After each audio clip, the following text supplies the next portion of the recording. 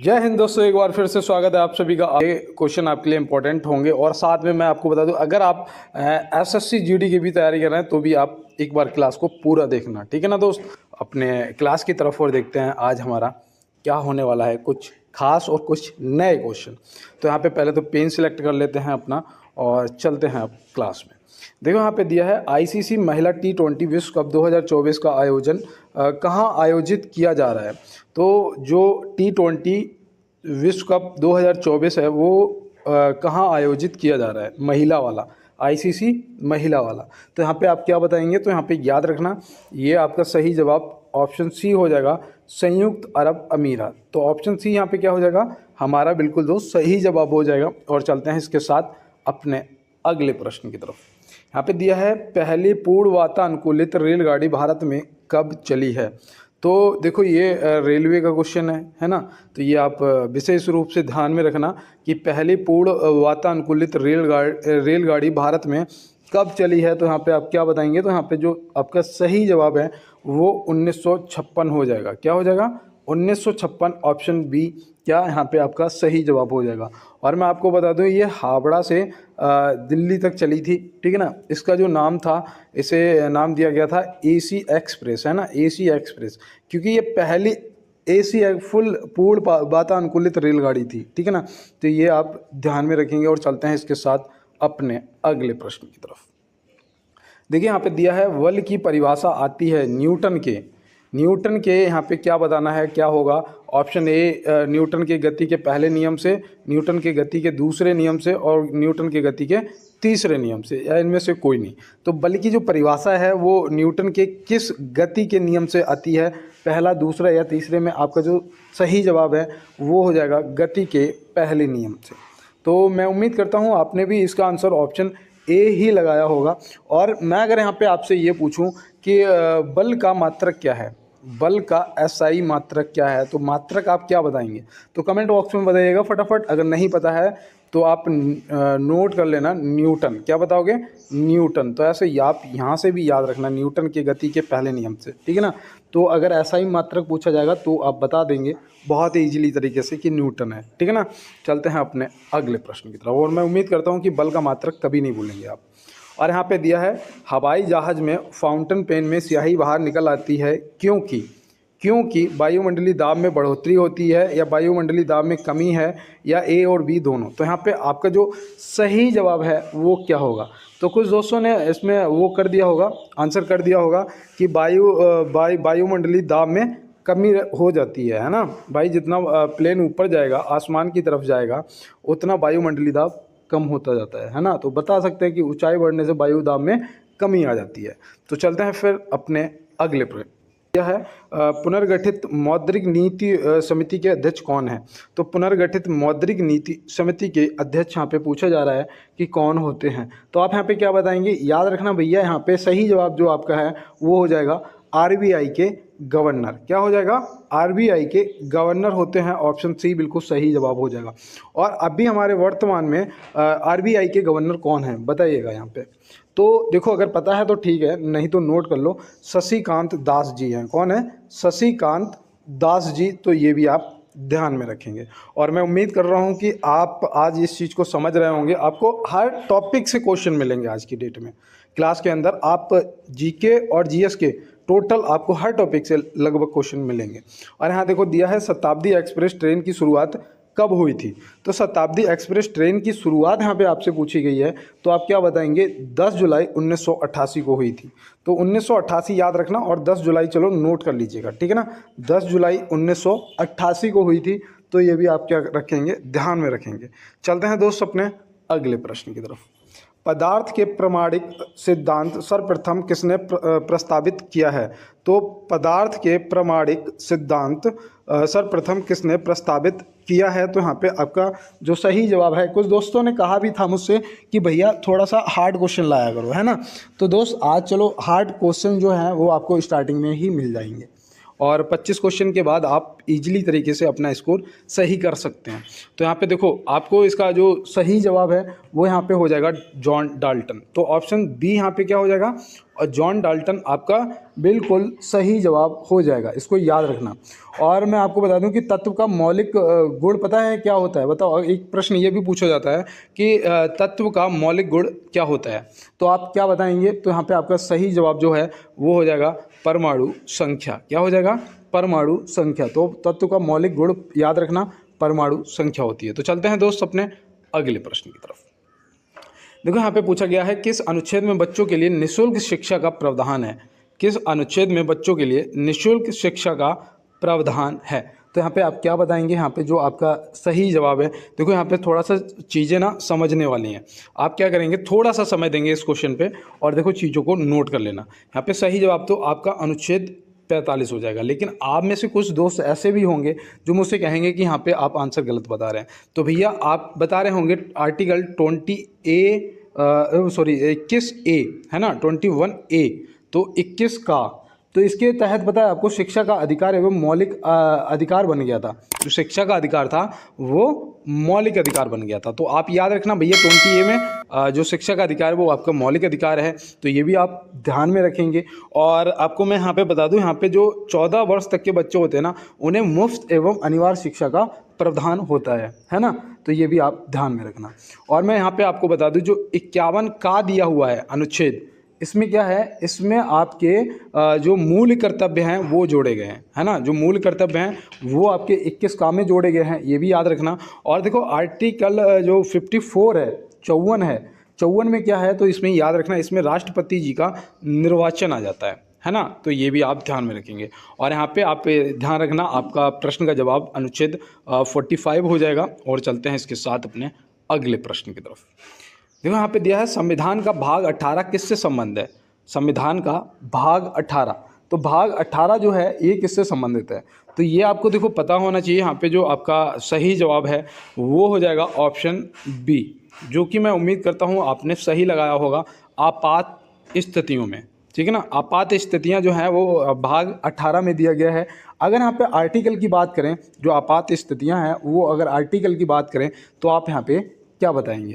तो याद रखना भैया, याद है हमें वो तो 352 से 360 तक है ना। तो ये भी आप ध्यान रखना, जो आपातकाल के लिए जो अनुच्छेद हैं वो 352 से 360 तक इमरजेंसी लगती है ना। तो ये आप ध्यान में रखेंगे। अब यहाँ पे दिया है संविधान संशोधन। संविधान संशोधन जो है ये कौन से भाग में है और कौन से आर्टिकल में है, ये मैंने आपको पहले भी बताया है ना। तो याद रखना भैया, संविधान संशोधन जो है ये भाग 20 में आता है ना, भाग 20 में आता है। और आर्टिकल तो हमें बहुत अच्छे से रट्टा पड़ा है 368, है ना। कौन सा, 368।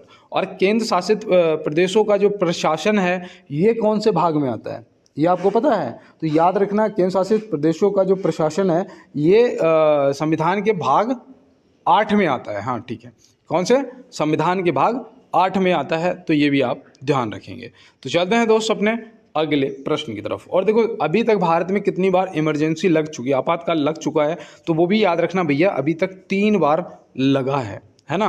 तो ये भी आप ध्यान में रखेंगे। और देखो यहाँ पे दिया है हाल ही में किन देश ने भारत के संयुक्त राष्ट्र परिषद में स्थायी सदस्य के लिए आवेदन का समर्थन किया है। तो किस देश ने भारत के संयुक्त राष्ट्र परिषद में स्थायी सदस्य के लिए आवेदन का समर्थन किया है। तो भैया ये तो कोई भारत का पड़ोसी देश होगा, है ना। तो यहाँ पे देखो सारे पड़ोसी हैं, नेपाल, बांग्लादेश, भूटान। तो याद रखना यहाँ पे भूटान ने संयुक्त राष्ट्र परिषद में स्थायी सदस्यता के लिए भारत का समर्थन किया है। तो ये आप ध्यान में रखेंगे। तो चलते हैं दोस्त अपने अगले प्रश्न की तरफ। और देखो यहाँ पे आपको करंट अफेयर का भी क्वेश्चन मिलते हैं, है ना। ये 10 नंबर जो क्वेश्चन था आपका करंट अफेयर का क्वेश्चन था। तो ये इस तरीके से आप ध्यान में रखना। और यहाँ पे दिया है किस वर्ष में पैलेस ऑन व्हील्स ट्रेन का उद्घाटन हुआ था।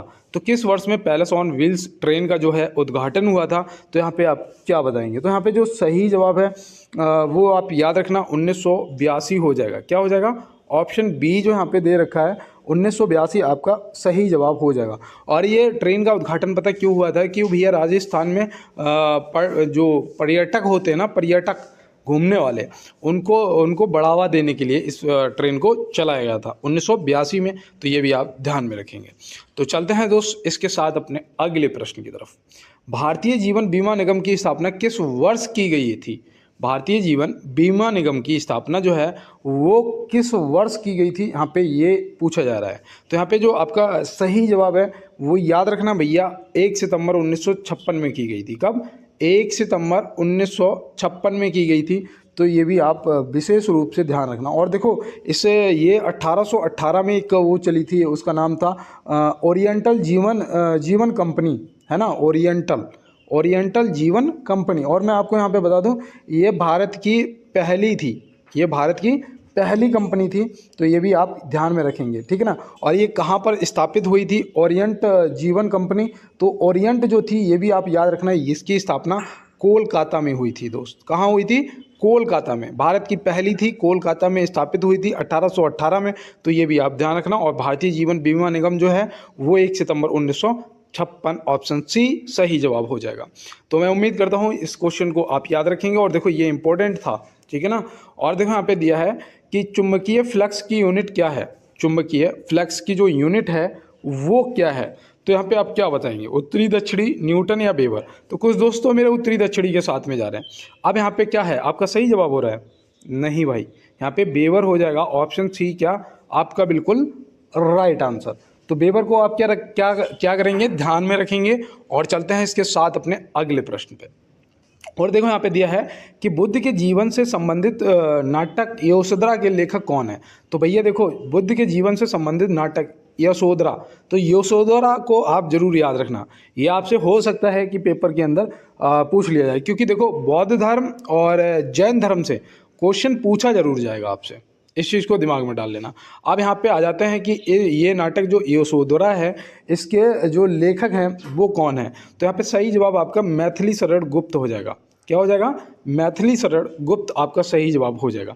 आचार्य चाणक्य को याद रखना, इन्होंने अर्थशास्त्र की रचना की थी। किसकी? अर्थशास्त्र पुस्तक की रचना की थी जो कि राजनीति से संबंधित थी, है ना। तो ये आप विशेष रूप से ध्यान में रखना है। और चरक जी से याद रखना, इन्होंने चरक संहिता की रचना की थी। किसकी?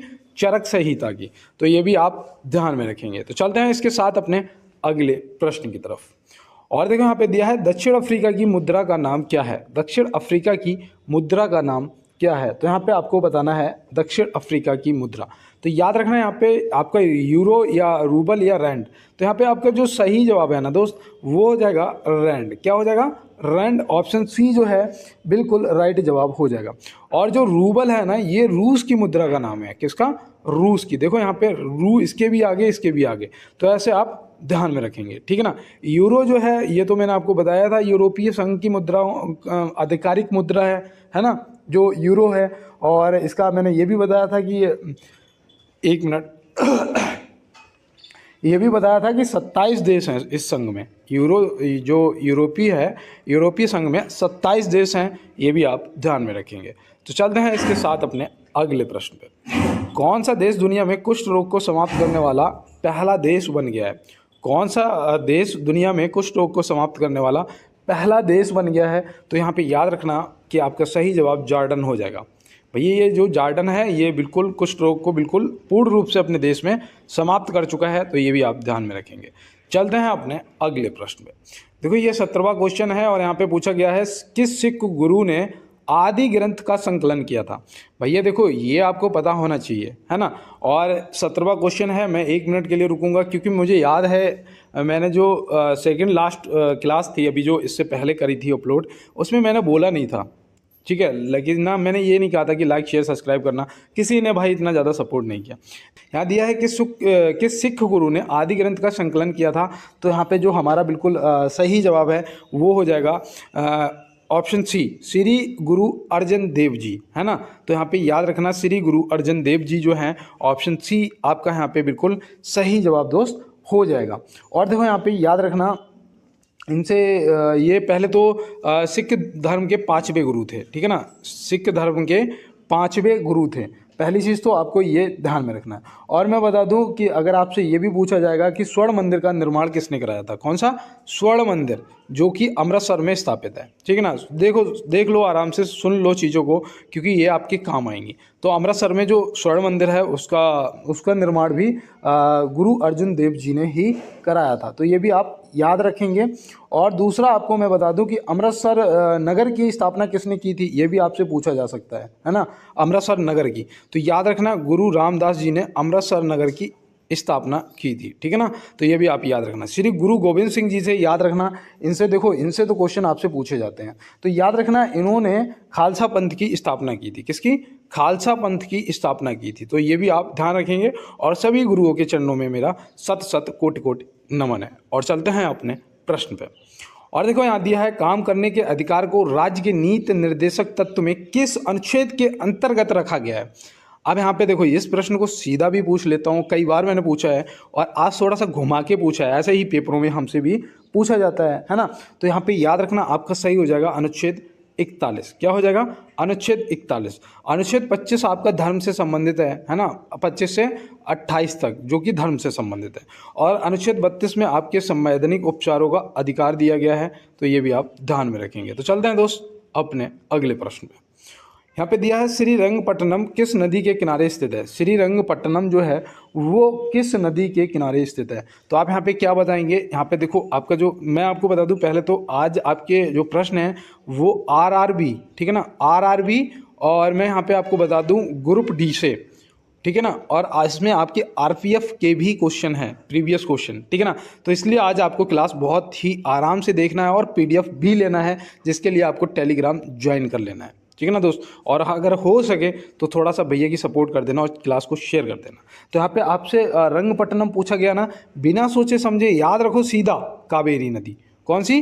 कावेरी नदी। झेलम के दोनों सिरों पर स्थित है वो कौन? श्रीनगर। कौन? श्रीनगर। तो ये भी आप ध्यान में रखेंगे। किसने बसाया था? सम्राट अशोक ने बसाया था भैया। श्रीनगर को किसने बसाया था? सम्राट अशोक ने बसाया था। नर्मदा नदी के किनारे कौन सा वो स्थित है? तो याद रखना भैया, वो है शहर जबलपुर। क्या? जबलपुर। मैं लिख देता हूँ यहाँ पे पूरा, क्योंकि ये तो चलो आ जाएगा, ठीक है ना, डिस्प्ले पे आ जाएगा। तो यहाँ पे आप याद रखना भैया, जबलपुर हो जाएगा नर्मदा के। एक सूरत शहर पूछा जाता है, सूरत। तो सूरत बताओ किसके किनारे स्थित है? तो याद रखना भैया, ताप्ती के किनारे स्थित है, जो कि भैया उल्टी बहती है ना। तो ये भी आप क्या करेंगे? ध्यान में रखेंगे। अगर मैं आपसे पूछूं कि उज्जैन जो है ये कौन सी नदी के किनारे स्थित है, आप कमेंट बॉक्स में बता देना। चलते हैं दोस्त अपने अगले प्रश्न पे। तो यहाँ दिया है, अब तक काम में आने वाला विश्व का सबसे पुराना भाप इंजन कौन सा है। भैया अब तक काम में आने वाला विश्व का सबसे पुराना भाप इंजन पूछा गया है, तो यहाँ पे आप क्या बताएंगे? तो याद रखना भैया, यहाँ पे सही जवाब आपका फेरी क्वीन हो जाएगा। क्या हो जाएगा? फेरी क्वीन। ऑप्शन बी जो दे रखा है बिल्कुल सही जवाब हो जाएगा। ये कब बना था? तो याद रखना भैया, इसका निर्माण हुआ था 1855 में। कब हुआ था? 1855 में बना था। ये भी आप ध्यान में रखेंगे, ठीक है ना। और मैं आपको बता दूं कि ये 13 जनवरी, हाँ 13 ही जनवरी था ना, मैंने अभी कुछ दिन पहले ही पढ़ा था, हाँ 13 जनवरी 1998 में, ठीक है ना, 13 जनवरी 1998 में इस इंजन को गिनीज बुक में सबसे पुराना इंजन क्या किया गया है? दर्ज किया गया है। तो ये भी आप ध्यान में रखेंगे, ठीक है ना। 13 जनवरी 1998 को ये सबसे पुराना इंजन गिनीज बुक में दर्ज किया गया है। तो चलते हैं दोस्त अपने अगले प्रश्न की तरफ। और जैसे कि आप मेरे बैकग्राउंड में आवाज़ सुन रहे होंगे, हालांकि मैं इन्हें लगभग रोज़ बोलता हूँ, लेकिन उसके बाद भी ऐसा हो जाता है। ये यहाँ का क्या बोल सकते हैं, कल्चर या नेचर बोल सकते हैं, है ना। तो मैं बिल्कुल इनको रोज़ बोलता हूँ कि थोड़ा सा डिस्टर्ब होता है इस टाइम जब मैं पढ़ाया करूँ इधर, तो आप मत चिल्लाया करो, लेकिन लोग नहीं मानते हैं। और देखो यहाँ पे दिया है, निम्न में से घूमर लोक नृत्य किस राज्य से संबंधित है। निम्न में से घूमर लोक नृत्य किस राज्य से संबंधित है? तो आप यहाँ पे क्या बताएंगे? तो यहाँ पे आपका सही जवाब राजस्थान हो जाएगा। क्या हो जाएगा? राजस्थान। ऑप्शन सी जो यहाँ पे दिया गया है बिल्कुल सही जवाब हो जाएगा। तो ये आप क्या याद रखेंगे? और यहाँ पे देखो, गुजरात में वो होता है डांडिया। क्या होता है? डांडिया। तो ये आप डांडिया को भी याद रखेंगे। अरुणाचल प्रदेश में कोई अगर आपको याद आ रहा हो, तो अरुणाचल प्रदेश में भैया वो होता है मुखौटा नृत्य। कौन होता है? मुखौटा नृत्य। तो ये भी आप ध्यान में रखेंगे। और यहाँ पे ये क्या नोटिफिकेशन आ रहा है, चलो ठीक है। तो मुखौटा नृत्य जो है ये आप अरुणाचल प्रदेश से ध्यान रखेंगे। और यहाँ पे एक चीज़ याद रखना, आपसे यक्षगान भी पूछा जा सकता है। यक्षगान कौन से राज्य से संबंधित है? तो याद रखना भैया कर्नाटक से संबंधित है ना। तो ये भी आप ध्यान रखेंगे। क्या पे दिया है, सशस्त्र बल चिकित्सा सेवा की पहली महिला निदेशक कौन बनी है? सशस्त्र बल चिकित्सा सेवा की पहली महिला निदेशक जो है वो कौन बनी है? देखो भैया ये आपके लिए इंपॉर्टेंट क्वेश्चन है इस टाइप के, और ये आपका करंट का भी है, ठीक है ना। तो यहाँ पे याद रखना जो सर्जन वाइस एडमिरल आरती सरीन जी दिया है ऑप्शन बी, यहाँ पे ये आपका बिल्कुल क्या हो जाएगा, राइट क्वेश्चन दोस्त हो जाएगा। और चलते हैं इसके साथ अपने अगले प्रश्न की तरफ। और यहाँ पे दिया है कि पूछा गया है प्रकाश का वेग सबसे पहले किसने मापा था? तो प्रकाश का जो वेग है वो सबसे पहले किसने मापा था? तो यहाँ पे आप क्या बताएंगे? तो यहाँ पे आपका जो नाम दिए हुए हैं इनमें सबसे सही जवाब आपका ऑप्शन ए रोमर हो जाएगा। क्या हो जाएगा? रोमर हो जाएगा। तो ये भी आप ध्यान में रखेंगे। चलते हैं इसके साथ अपने अगले प्रश्न की तरफ। देखो यहाँ पे दिया है अधिकतम जैविक क्षति किससे होती है? अधिकतम जैविक क्षति जो है वो किससे होती है? अल्फा किरणों से या गामा किरणों से या फिर एक्स किरणों से? तो याद रखना भैया ये सबसे ज़्यादा जो जैविक क्षति होती है, जैविक नुकसान होते हैं वो होता है गामा किरणों से। किससे? गामा किरणों से। तो ये भी आप ध्यान में रखेंगे। तो चलते हैं दोस्तों अपने अगले प्रश्न की तरफ। देखो यहाँ पे दिया है डीपीटी टीका किस रोग के बचाव में दिया जाता है? डीपीटी। और एक आपसे पूछा जाता है वीसीजी, है ना, वीसीजी। तो डीपीटी का टीका जो है वो किस रोग के बचाव में दिया जाता है? तो आप यहाँ पे क्या बताएंगे? तो याद रखना भैया यहाँ पे आपका ये डिथीरिया टेटनस काली खांसी, मतलब कि ऑप्शन डी यहाँ पे क्या हो जाएगा आपका सही जवाब हो जाएगा। और वीसीजी जो होता है ये क्षय रोग या बोल सकते हैं क्षय रोग या फिर टीबी, है ना, टीबी। तो याद रखना टीबी के लिए ये वीसीजी का टीका दिया जाता है। तो चलते हैं दोस्तों अपने अगले प्रश्न की तरफ। किस तिथि को झंडा दिवस मनाया जाता है? किस तिथि को झंडा दिवस मनाया जाता है? तो यहाँ पे आप क्या बताएंगे? तो यहाँ पे जो आपका राइट जवाब है वो याद रखना 7 दिसंबर हो जाएगा। क्या हो जाएगा? ऑप्शन ए 7 दिसंबर यहाँ पे आपका सही जवाब हो जाएगा। 10 दिसंबर को मनाया जाता है मानवाधिकार दिवस, है ना। मानवाधिकार दिवस जो है 10 दिसंबर को मनाया जाता है। ये वाकई में आपका इम्पोर्टेंट है भाई, ठीक है ना। 10 दिसंबर आप याद रखना। और 14 दिसंबर को भी याद रखना राष्ट्रीय ऊर्जा संरक्षण दिवस मनाया जाता है। राष्ट्रीय ऊर्जा संरक्षण दिवस मनाया जाता है। तो ये भी 14 दिसंबर को भी आप याद रखेंगे। तो चलते हैं दोस्त इसके साथ अपने अगले प्रश्न पे। और देखो आप दिया है निम्न में से नाभिक की खोज किसने की थी?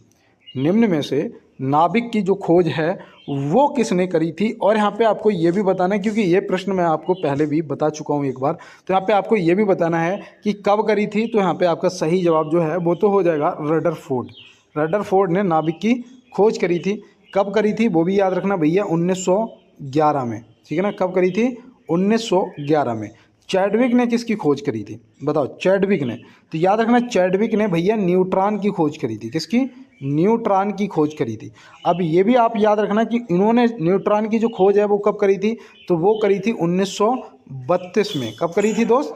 1932 में करी थी। तो ये भी आपको ध्यान में रखना है। तो चलते हैं दोस्त अपने अगले प्रश्न की तरफ। और यहाँ पे देखो हमारा जो अगला प्रश्न है वो पूछा गया है आइस हॉकी के खेल मैदान को किस नाम से जाना जाता है?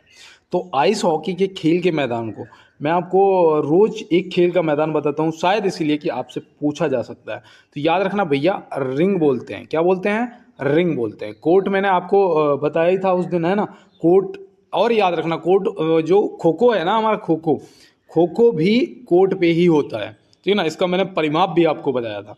और जो यहाँ पे एरिना दे रखा है ना, एरिना में याद रखना घुड़सवारी होती है ना। घुड़सवारी जो है गेम है वो उसके ट्रैक को क्या बोलते हैं? एरिना बोलते हैं। तो ये भी आप ध्यान में रखेंगे। चलते हैं दोस्तों अपने अगले प्रश्न पे।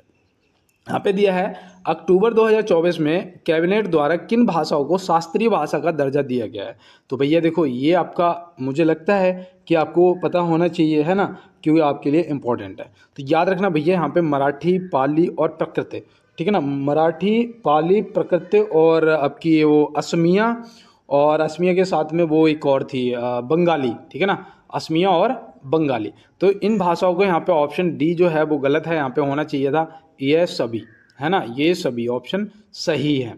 तो ये आप ध्यान में रखना। मराठी, पाली, प्रकृति, असमिया और बंगाली भाषाओं को शास्त्रीय भाषा का दर्जा दिया गया है 2024 अक्टूबर में, ठीक है ना, अक्टूबर की बात है, इसलिए ये इंपॉर्टेंट है। चलते हैं दोस्त अपने अगले प्रश्न पे। देखो यहाँ पे दिया है, निम्न में से राजगृह नगर के संस्थापक कौन थे।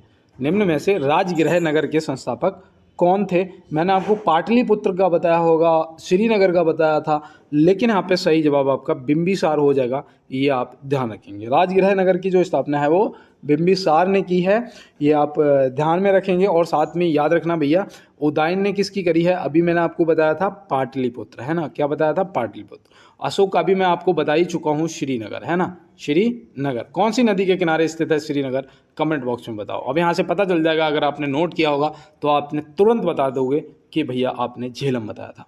और देखो यहाँ पे दिया है, अकबर द्वारा दास प्रथा का अंत कब किया गया था।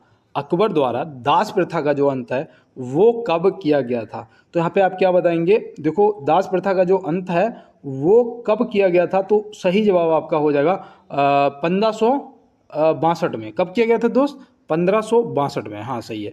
और 63 में क्या किया गया था, यहीं पे थोड़ा मैं कंफ्यूज हो गया था, क्योंकि जो तीर्थयात्री कर था, जो तीर्थयात्री कर था वो 63 में ख़त्म हुआ था। देखो यहाँ पे तीर्थ और 63 ऐसे याद रखना।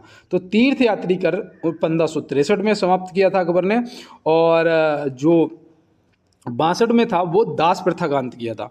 और 64 में क्या किया था, 64 में भी कुछ ऐसा हुआ था जो आपको पता होना चाहिए, तो जजिया कर समाप्त किया था। क्या, जजिया कर। अब आप कहेंगे हमें याद आ गया, है ना, तो बिल्कुल दोस्त। और अगर मैं आपसे पूछूं कि फतेहपुर सीकरी का निर्माण कब कराया था, अकबर ने ही किया था ना निर्माण, तो भैया कब कराया था, तो याद रखना फतेहपुर सीकरी का जो निर्माण है वो 1571 में कराया था। कब कराया था, 1571 में कराया था, तो ये भी आप ध्यान में रखेंगे। तो चलते हैं दोस्त अपने अगले प्रश्न पे। देखो यहाँ पे दिया गया है, निम्न में से स्पीड पोस्ट पुस्तक के लेखक कौन है। स्पीड पोस्ट, अब स्पीड पोस्ट ये पूछी जा चुकी है रेलवे में, ठीक है ना, तो इसलिए मैं आज आपको एक बार फिर बता देता हूँ। याद रखना, ये शोभा डे जी ने पुस्तक लिखी है ना। कौन लेखक हैं, शोभा डे जी। और इन्होंने कब करी है वो भी आप याद रखना, 1999 ऐसे याद रखना, कब, 1999 में ये पुस्तक लिखी गई है, तो ये भी आप ध्यान रखेंगे। चलते हैं अपने अगले प्रश्न पे। भूगोल का जनक किसे कहा जाता है। भूगोल का जनक किसे कहा जाता है, तो यहाँ पे इरेटोस्थनीज दिया है ना, Eratosthenes, option C. Option C यहाँ पे क्या हो जाएगा, ऑप्शन सी आपका सही जवाब हो जाएगा। और अगर इतिहास का पूछा जाएगा, इतिहास का, तो इतिहास का आप याद रखेंगे हेरोडोटस को। एडम स्मिथ को क्या याद रखोगे, एडम स्मिथ से याद रखना इन्होंने उसका किया था अर्थशास्त्र का, किसका, अर्थशास्त्र का, तो ये भी आप ध्यान में रखेंगे। तो चलते हैं भैया अपने अगले प्रश्न की तरफ। देखो यहाँ पे आपको जनक भी बता दिए मैंने, और यहाँ पे पूछा है हाल ही में वर्ल्ड ग्रीन इकोनॉमी फोरम का उद्घाटन कहाँ किया गया है। तो भैया ये देखो आपकी करंट का है ना, कि हाल ही में वर्ल्ड ग्रीन इकोनॉमी फोरम का जो उद्घाटन है वो कहाँ किया गया है, तो आप क्या बता देंगे, तुरंत बताएंगे भैया ये दुबई में किया गया है। और देखो 17 दूनी 34, एक बार रुकूंगा और यही कहूँगा कि जो भी मेरे नए दोस्त मेरे साथ में जुड़े हैं, एक बार दोस्त देखो, आप लोगों का सपोर्ट आना कम हो जाता है तो फिर मुझे भी ऐसा लगता है कि पता नहीं दोस्तों को मैं पसंद नहीं आ रहा हूँ, शायद इसलिए वो मुझसे क्वेश्चन पढ़ना नहीं चाह रहे। पढ़ने का मतलब ये है मैं खुद यार आप लोगों के साथ में एक्सप्लेन करता हूँ, सीधी सी बात है, ठीक है ना। मैं अपनी तैयारी कर रहा हूँ, आप लोगों को क्वेश्चन बता देता हूँ, आप लोगों को एक्सप्लेन कर रहा हूँ, क्योंकि मैं इस चीज़ पे बहुत भरोसा करता हूँ कि कर भला तो हो भला, ठीक है ना। तो बिल्कुल दोस्त मुझे लगता है कि आप लोगों का भला हो जाएगा तो मेरा भी हो जाएगा। और बिल्कुल दोस्त लाइक शेयर सब्सक्राइब यार कर देना, थोड़ा सा यार सपोर्ट कर दो भाई। और टेलीग्राम को जरूर ज्वाइन कर लो, क्योंकि वहाँ से आपको पीडीएफ मिल जाएगी, और इस क्लास की पीडीएफ मैं आज आपको पक्का दे दूंगा टेलीग्राम पे। और देखो यहाँ पे दिया है दिल्ली सल्तनत की दरबारी भाषा क्या थी। दिल्ली सल्तनत की दरबारी भाषा जो थी वो क्या थी, तो आप यहाँ पे क्या बताएंगे, यहाँ पे सही जवाब आपका फारसी हो जाएगा। क्या आप क्या सोच रहे थे, यूनानी या हिंदी, तो यहाँ पे नहीं दोस्त, दिल्ली सल्तनत की जो दरबारी भाषा थी वो थी फारसी। तो ये आप ध्यान में रखेंगे। और चलते हैं इसके साथ अपने अगले प्रश्न पे। और यहाँ पे दिया है, देखो प्रश्न दिया गया है, बंगाल टाइगर के उपनाम से किस खिलाड़ी को जाना जाता है। बंगाल टाइगर के उपनाम से किस खिलाड़ी को जाना जाता है, तो आप यहाँ पे क्या बताएंगे, तो यहाँ पे सही जवाब जो आपका है वो हो जाएगा सौरभ गांगुली जी। क्या हो जाएगा, सौरभ गांगुली जी। और मिल्खा सिंह जी को याद रखना, इन्हें फ्लाइंग सिख के नाम से जाना जाता है। मैं आपको बताऊं, मैंने भाग मिल्खा भाग मूवी जो आई थी उसे कम से कम दोस्त 16 से 20 बार देखा होगा, और हो सकता है इससे ज़्यादा भी बार देखा हो।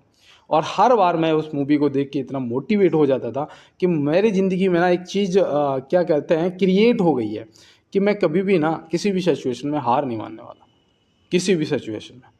कहते हैं ना कि जीतता वही है जो हार से नहीं डरता है, और जो हार से डरता है वो खेल को पूरा कभी खेल ही नहीं पाता है, वो खेल को पूरा ही नहीं खेल पाता है। इस चीज़ को याद रखना। और देखो हरभजन सिंह जी को याद रखना, इन्हें बोलते थे टर्बोनेटर, है ना, टर्बोनेटर। तो टर्बोनेटर से आप हरभजन सिंह जी को याद रखेंगे। और फ्लाइंग सिख जो है वो हमारे गुरु मिल्खा सिंह जी को याद रखना, उन्हें ये उपाधि मिली थी। और चलो यहाँ से मैं ये भी बता देता हूँ, उस मूवी से ही मैंने देखा है इन्हें ये किसने दी थी, पाकिस्तान में ये उपाधि मिली थी फ्लाइंग सिख की, ये भी प्रश्न पूछ लिया जाता है।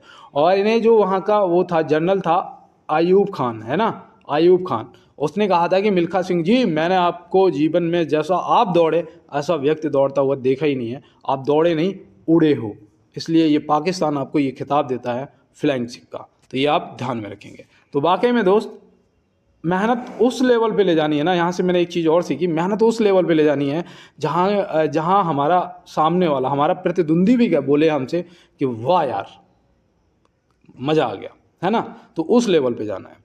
और देखो यहाँ दिया है मनुष्य ने सर्वप्रथम किस धातु का प्रयोग किया था, मनुष्य ने सर्वप्रथम किस धातु का प्रयोग किया था, तो याद रखना भैया तांबे का किया था। किसका? तांबा। ऑप्शन सी बिल्कुल सही जवाब हो जाएगा। और चलते हैं अपने अगले प्रश्न में।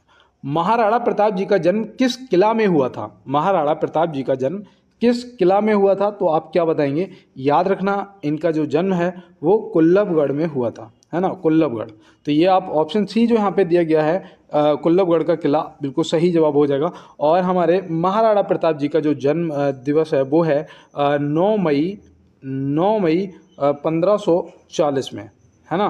तो ये भी आप ध्यान में रखेंगे। और इनके बचपन का जो नाम था वो भी याद रखना, कीका था। क्या था? कीका। और वाकई में हमें लगता है कि हम लोगों को अपने भारतीय योद्धाओं के नाम और उनसे संबंधित इतिहास को हर किसी को पढ़ना चाहिए, है ना, तब हम अपना इतिहास समझ पाएंगे कि वास्तव में हम क्या है। अपना इतिहास पढ़ना चाहिए और एनसीईआरटी को भी जरूर पढ़ना चाहिए। और यहाँ पे दिया है हाल ही में नीति आयोग ने महिला उद्यमिता मंच की शुरुआत किस राज्य के साथ की है? तो हाल ही में नीति आयोग ने महिला उद्यमिता मंच की शुरुआत जो है वो किस राज्य के साथ में की है, तो आप क्या बताएंगे? तो देखो ये करंट का आपका क्वेश्चन है और याद रखना यहाँ पे तेलंगाना, ऑप्शन सी जो है वो सही जवाब हो जाएगा। और चलते हैं दोस्त अपने अगले प्रश्न की तरफ। यहाँ पे दिया गया है बुली शब्द किस खेल से संबंधित है? बुली शब्द, तो भैया देखो रोज एक शब्द के बारे में भी मैं आपको बता देता हूँ, शायद इसीलिए क्यों मुझे पता है कि हो सकता है यार पेपर में पूछ लिया जाए। तो यहाँ पे बिल्कुल हॉकी याद रखना, बुली शब्द जो है हॉकी से हो जाएगा, ठीक है ना। और देखो यहाँ पे जो आपका ये दे रखा है कुश्ती, इससे एक शब्द देखो वो है डॉग फॉल, है ना, डॉग फॉल। तो डॉग फॉल भी आप याद रखेंगे कुश्ती से। मुक्केबाजी में तो सीधी सी बात है भाई, नॉकआउट हो जाता है जब मुक्का पड़ जाए कर रहा, तो याद रखना भैया नॉकआउट, है ना। तो ये भी आप क्या रखेंगे? ध्यान में रखेंगे। और ड्यूस शब्द बताओ, ड्यूस, ये मैं आपको बता चुका हूँ, ड्यूस शब्द याद आ रहा है? नहीं आ रहा है तो नोट करो, लॉन टेनिस बताया था ना, तो ये आप याद रखेंगे, ठीक है ना दोस्त। तो चलते हैं इसके साथ अपने अगले प्रश्न पर। निम्न में से कुनैन किससे प्राप्त होता है? कुनैन, तो कुनैन याद रखना भैया, कुनैन जो है ये सिनकोना से प्राप्त होता है। किससे होता है? सिनकोना से प्राप्त होता है, सिनकोना की छाल से। देखो ये भी याद रखना, देखो याद आ गया, सिनकोना जो होता है ना उसकी छाल से प्राप्त होता है, ठीक है ना। तो इस चीज़ को याद रखना। तंबाकू से तो भैया निकोटीन ही प्राप्त होगा और कुछ नहीं, ठीक है ना। और अफीम से बताओ, अफीम से क्या प्राप्त होता है? तो अफीम जो है इस बोल सकते हैं मार्फिन। क्या? मार्फिन। देखो याद आ गया, नहीं तो बेइज्जती हो जाती भी है, क्या हो जाएगा? मार्फिन। चलते हैं दोस्त अपने अगले प्रश्न की तरफ। देखो यहाँ दिया है किस ग्रंथ को मास्टर ग्रंथि कहा जाता है? किस ग्रंथि को मास्टर ग्रंथि कहा जाता है? तो यहाँ पे आप क्या बताएंगे? तो याद रखना भैया पीयूष या पिट्यूटरी, है ना। तो यहाँ पे भैया एक ही नाम है, ठीक है ना, एक ही नाम है, पीयूष ग्रंथि या पिट्यूटरी ग्रंथि, मतलब कि ऑप्शन ए और बी दोनों हो जाएगा। चलते हैं दोस्त अपने अगले प्रश्न पे। यहाँ दिया है निम्न में से किस जीव को उभयलिंगी या द्विलिंगी कहते हैं? मतलब कि मेल और फीमेल एक में ही होता है ना, मेल और फीमेल एक में ही होता है। वो कौन सा जीव होता है बताओ? इनमें से क्या होगा आपका सही जवाब, उभयलिंगी या द्विलिंगी, ठीक है ना। तो याद रखना भैया, एक तो केंचुआ भी होता है, जोंक भी होता है और हाइड्रा भी होता है। मतलब यहाँ पे सही जवाब जो है ऑप्शन डी, ये सभी क्या हो जाएगा, ये सभी आपका सही जवाब हो जाएगा। और चलते हैं इसके साथ अपने अगले प्रश्न पे। यहाँ दिया है निम्न में से परमाणु संख्या 29 किससे संबंध है। भैया साइंस के भी क्वेश्चन चाहिए थे आप लोगों को, तो बताओ जो परमाणु संख्या 29 है वो किससे संबंधित है। तो याद रखना भैया, ये जो डी ब्लॉक से संबंधित है। किससे, डी ब्लॉक से। तो यहाँ पे देखो डी ब्लॉक सही से लिख दूँ, D block option C. D block में वो भी आ जाता है आपका कॉपर, है ना। कॉपर जो है ये क्या है, ये डी ब्लॉक से संबंधित है ना, डी ब्लॉक से। तो ये भी आप ध्यान में रखेंगे। चलते हैं दोस्त अपने अगले प्रश्न पे। तो यहाँ दिया है ISSF जूनियर 25 मीटर पिस्टल में भारत के लिए स्वर्ण पदक किसने जीता है। देखो भैया ये आपका ना करंट से क्वेश्चन है, ठीक है ना। और यहाँ पे आप क्या बताएंगे, तो याद रखना भैया ये दिव्यांशी जी ने जीता है, ऑप्शन बी, ठीक है ना। दिव्यांशी जी ने जीता है और इसका जो आयोजन है वो पेरू में हुआ है। कहाँ पर, पेरू में। तो ये भी आप ध्यान में रखेंगे और ये आपके करंट का क्वेश्चन है। चलते हैं दोस्त अपने अगले प्रश्न पे। देखो यहाँ दिया है सुक्रोज के जल अपघटन से क्या बनता है। सुक्रोज के जल अपघटन से क्या बनता है। तो यहाँ पे देखो मैंने आपको बोला ना 90% लगभग चांस होते हैं कि यहाँ पे ऑप्शन ए और बी दोनों मिले वो सही होता है ना। तो ग्लूकोज और फ्रुक्टोज आपको ध्यान में रखना है। परमाणु रिएक्टर में प्रयुक्त ईंधन कौन सा होता है। तो परमाणु रिएक्टर में प्रयुक्त ईंधन जो है वो होता है यूरेनियम। क्या होता है, यूरेनियम, जो कि ऑप्शन बी में दोस्त दिया गया है। और चलते हैं इसके साथ अपने अगले प्रश्न की तरफ। यहाँ दिया है विटामिन डी की कमी से बच्चों में कौन सा रोग होता है। विटामिन डी की कमी से बच्चों में कौन सा रोग होता है। तो विटामिन डी की कमी से तो भैया रिकेट्स होता है। और क्या होता है, रिकेट्स यहाँ पे आपका सही जवाब हो जाएगा। और यहाँ पे एक चीज़ याद रखना भैया, जो बेरी रोग है ना ये विटामिन बी की कमी से होता है, और जो स्कर्वी है ये विटामिन सी की कमी से होता है ना। और अगर मैं आपसे पूछूं कि विटामिन ए की कमी से कौन सा रोग होता है, ये आप कमेंट बॉक्स में बता देना, ठीक है ना दोस्त। तो चलते हैं दोस्त अपने अगले प्रश्न पे। यहाँ दिया है दक्षिण भारत में प्रसिद्ध जैन केंद्र कहाँ स्थित है। दक्षिण भारत में प्रसिद्ध जैन केंद्र जो है वो कहाँ स्थित है। तो ये भैया आपका यहाँ पे क्या होगा, सही जवाब जो है वो कर्नाटक हो जाएगा। क्या हो जाएगा, कर्नाटक, ऑप्शन सी, सिरवड़वेलगोला में। कहाँ पर, सिरवड़वेलगोला में। तो ये भी आप ध्यान में रखेंगे। और ये कौन से ज़िले में पड़ता है, तो वो भी याद रखना, हासन ज़िले में पड़ता है। कौन से, हासन ज़िले में पड़ता है। तो ये भी आप ध्यान में रखेंगे। तो चलते हैं दोस्त अपने लास्ट क्वेश्चन पे और देखते हैं हमारा क्या है। उस राज्य का नाम क्या है जिसने पहली बार युद्ध में हाथियों का प्रयोग किया था। उस राज्य का नाम क्या है जिसने पहली बार युद्ध में हाथियों का प्रयोग किया था। तो याद रखना भैया वो था मगध। कि कौन सा राज्य था, मगध, ऑप्शन ए बिल्कुल सही जवाब हो जाएगा। और मैं आपको बता दूं कि आप सभी मेरा बहुत सपोर्ट कर रहे हो और मुझे पता है कि आप सभी लाइक शेयर सब्सक्राइब कर देते हो, और उसके लिए सभी को पहले तो मेरी तरफ से थैंक यू। तो मिलते हैं दोस्त नेक्स्ट क्लास में नेक्स्ट प्रश्नों के साथ में। तब तक के लिए मेरे सभी दोस्तों को मेरी तरफ से जय हिंद।